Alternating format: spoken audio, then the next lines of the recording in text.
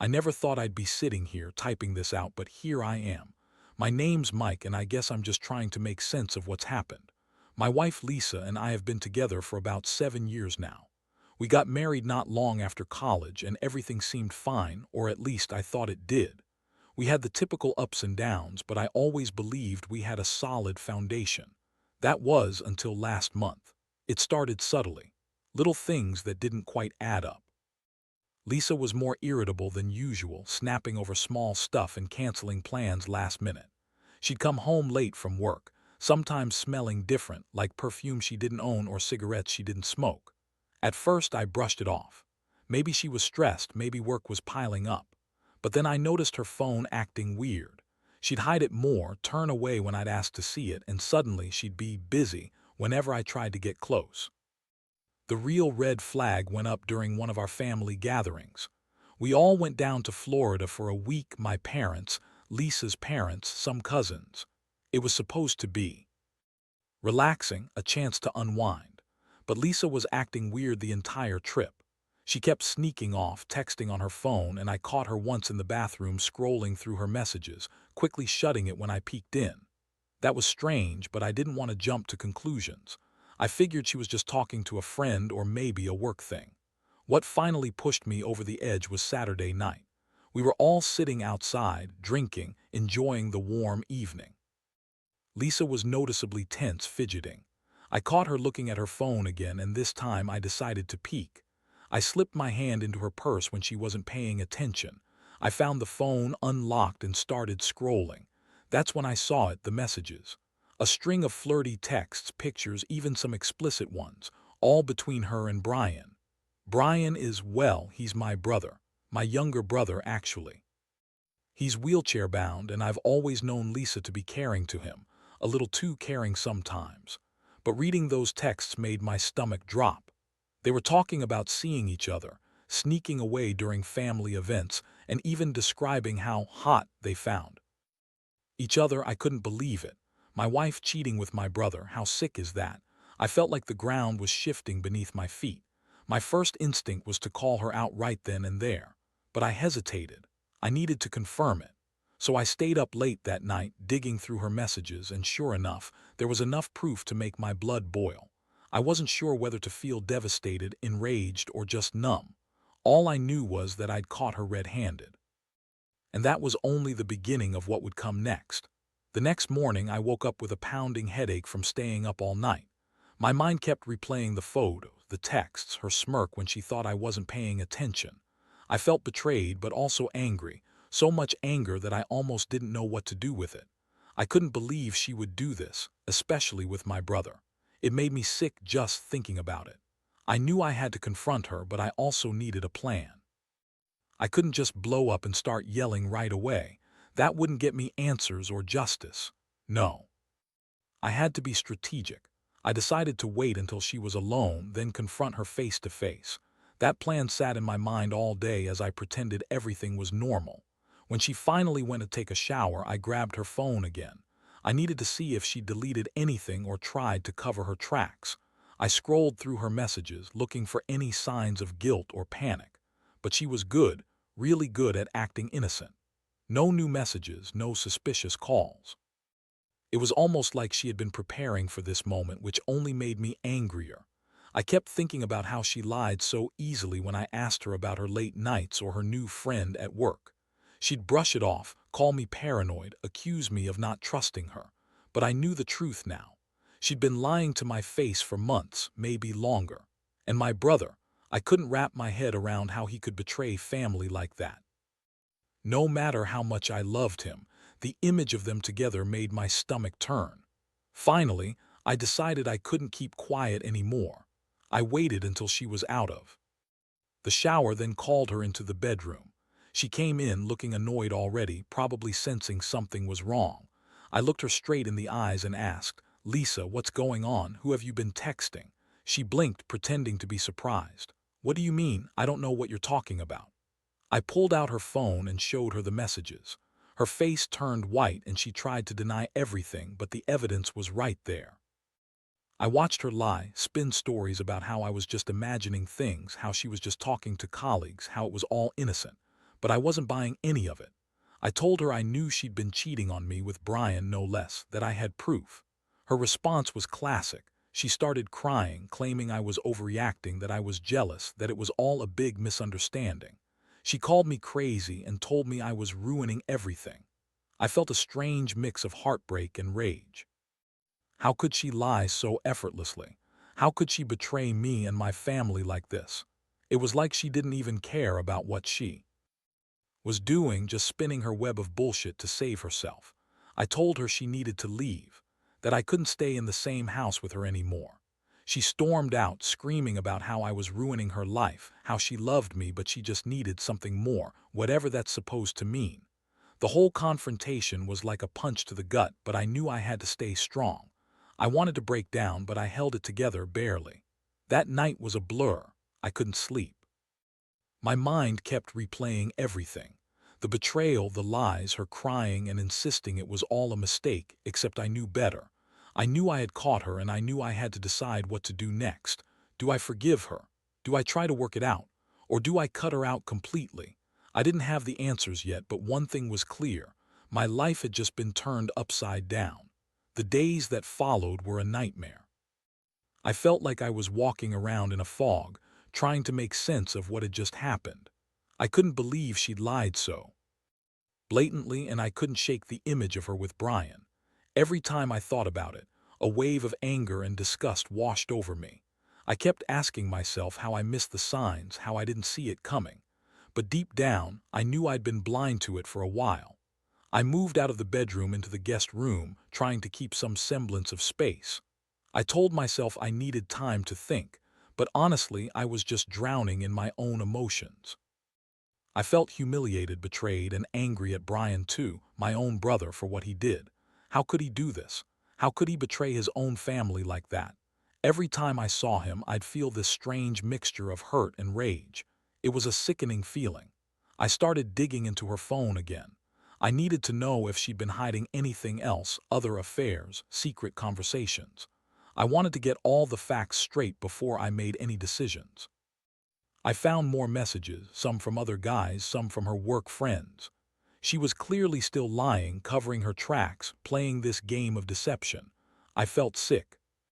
Every time I saw her false innocence in her eyes when she'd pretend to be sorry or confused. Meanwhile, Lisa kept trying to spin her story, accusing me of overreacting, saying I was just jealous because I was insecure.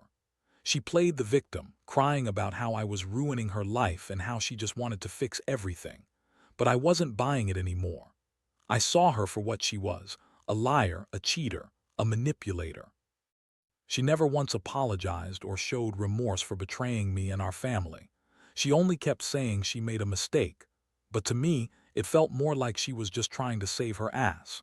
One particular day, she showed up at the house unexpectedly, crying and begging for a second chance. She was crying so hard she could barely speak. She swore she'd stop everything, that it was a mistake, and she loved me, really loved me.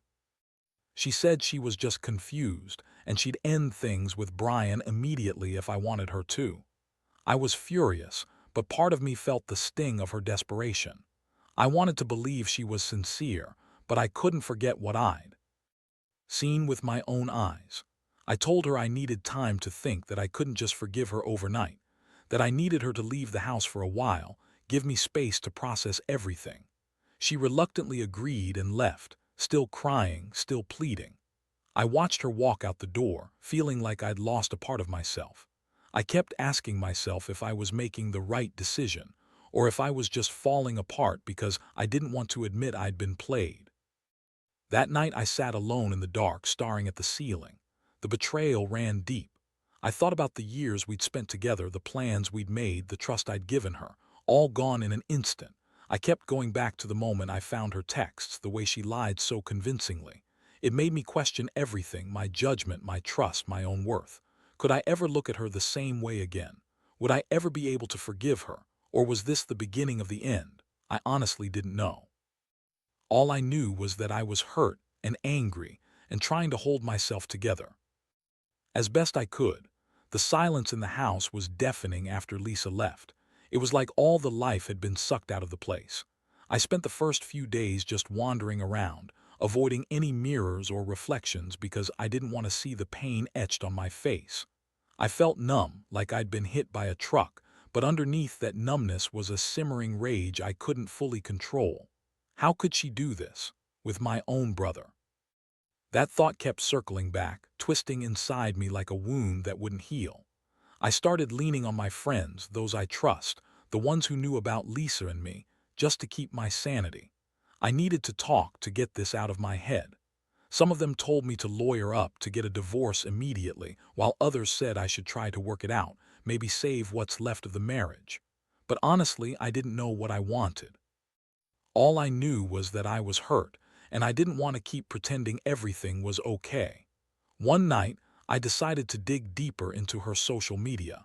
I found more messages, more evidence of her lying. It was a pattern. She'd tell me she was at work, then I'd see her chatting with Brian or someone else late at night, saying things I could only describe as inappropriate.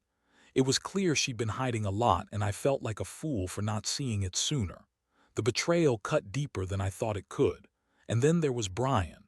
I saw him a few times, usually in the backyard or when I was out running errands.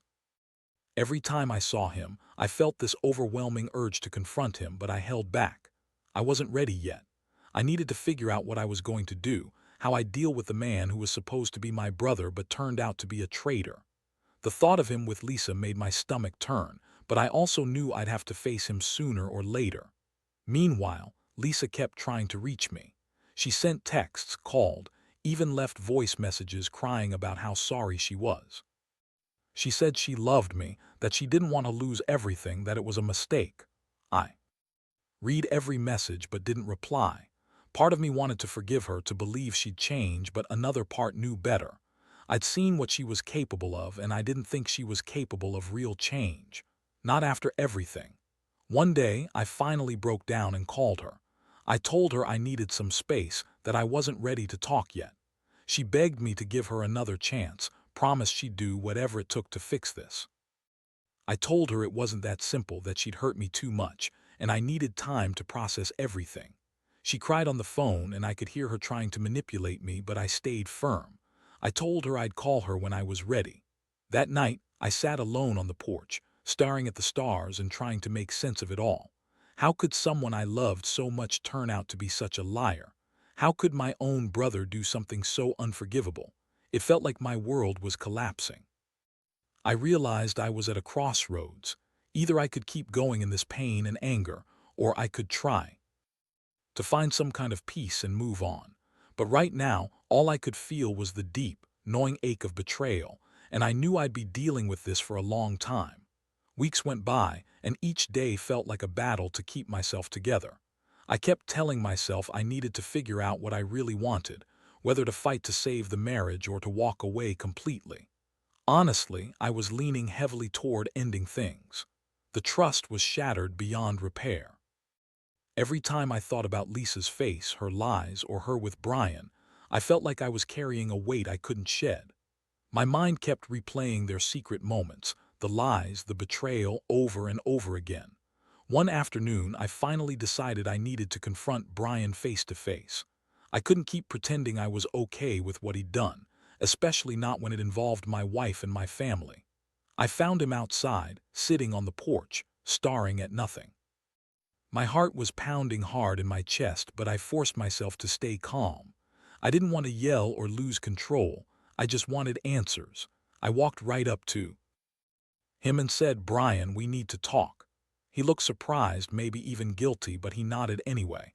I looked him straight in the eyes and said, "Did you really sleep with my wife? Tell me the truth." He hesitated, then finally admitted it. Yeah, they'd been involved for a while, said it was a mistake, that he didn't want to hurt me but couldn't stop himself. His voice was trembling, trying to sound remorseful, but I could see through it.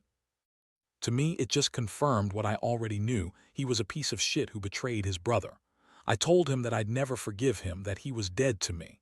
I walked away from him then, feeling the world tilt again. That moment marked a turning point. I knew I couldn't stay in this marriage or even be around either of them. My trust in both of them was gone. I felt an intense wave of sadness, mixed with anger and disgust. But I also felt relief. Just knowing the truth made me feel like I could finally start healing, though I knew it wouldn't be easy. In the following days, I hired a lawyer.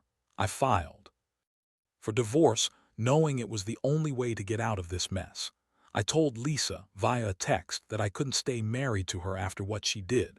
She responded with more tears, more apologies, but I didn't bother reading her messages anymore. I'd already made up my mind. She betrayed me, her family, her vows, everything we stood for. I wasn't going to let her manipulate me into staying. Now I'm left to pick up the pieces of a shattered life. I still feel the sting of betrayal every day, but I also feel a strange sense of clarity. I don't think I'll ever fully trust her again, and I don't think I want to. I've learned a lot about deception, human weakness, and the importance of boundaries. If I had one piece of advice for anyone going through something similar, it's this: trust your gut. When something feels wrong, don't ignore it. And when the betrayal comes out into the light, don't be afraid to walk away, because sometimes that's the only way to truly regain your strength. Now, looking back, I realize how much I underestimated how deep betrayal can cut. For a while, I was just lost, trying to figure out how to breathe again after discovering the truth. The worst part was feeling so stupid for not seeing the signs earlier, but I guess nobody is immune to deception, especially when it's cloaked in lies and manipulation. I kept asking myself if I could ever forgive Lisa, if I could ever trust her again, but honestly, I don't think I can. The damage is too extensive. Divorce is final now. It's messy, painful, and incredibly messy, but I know it's what I needed. I've started the process, and I'm trying to piece my life back together. The hardest part isn't even the legal stuff or the logistics, it's the emotional toll. I feel like I've been through a war, and I'm just trying to survive it. Every day is a small victory, and I remind myself that I deserve better than someone who would cheat and lie like that. I've also come to see my brother differently. It's complicated, but I've decided that I can't let his mistake define the rest of my life. I love him as family, but I know I can't have him in my life right now, not until I heal from this. Trust is broken, and it's going to take a lot of work for either of us to rebuild that. For now, I've cut ties with him, and that hurts more than I can say. But I refuse to let this poison me or ruin what's left of my sense of self. If I could give any advice to someone in a similar situation, it's this: be honest with yourself. When you start noticing red flags, don't dismiss them. Trust your instincts.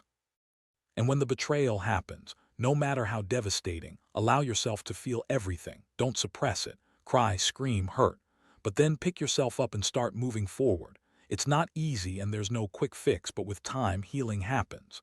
You learn to forgive, not necessarily the other person, but yourself, for trusting, for loving, for believing in something that was never real.